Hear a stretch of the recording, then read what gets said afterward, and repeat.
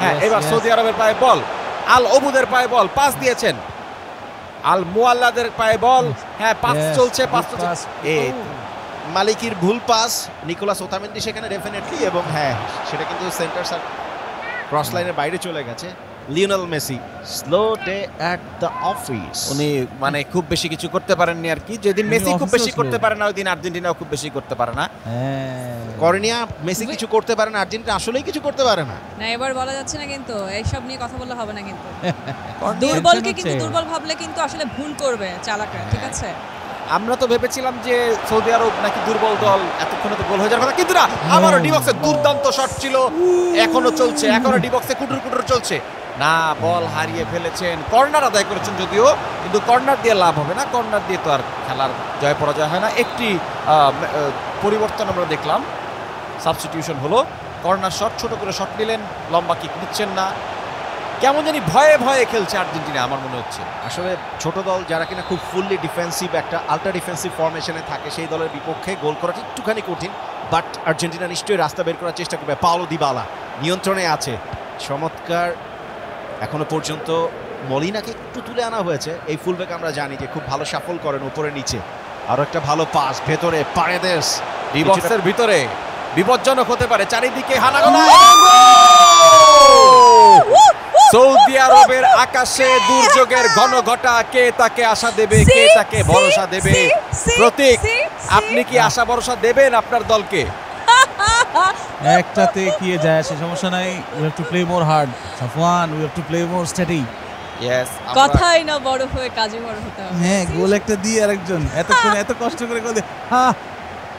এখনো প্রথমার্ধের খেলা চলছে, এখন পর্যন্ত ফলাফল আর্জেন্টিনা 1, সৌদি আরব 0।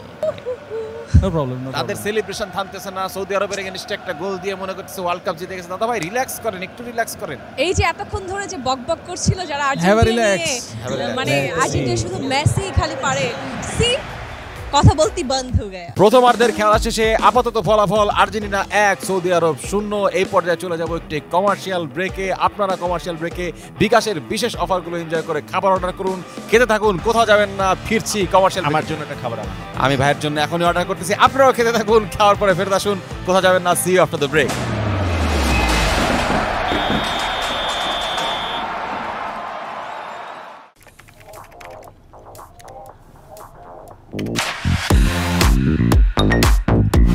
লাইফে সবকিছুই ফাস্ট হওয়া চাই।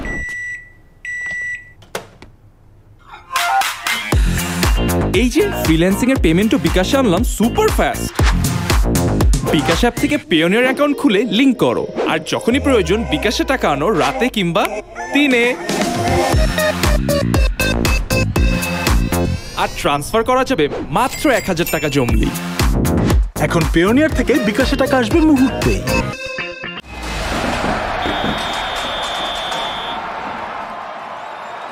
Welcome back to the biggest gaming show of Bangladesh, বিশ্বকাপ গেমারু, hosted by বিকাশ। প্রথমার্ধের খেলা শেষ এবং খেলার বর্তমান ফলাফল আর্জেন্টিনা 1, সৌদি আরব 0। খেলায় একটুখানি এগিয়ে আছে কর্নিয়ার দল আর্জেন্টিনা।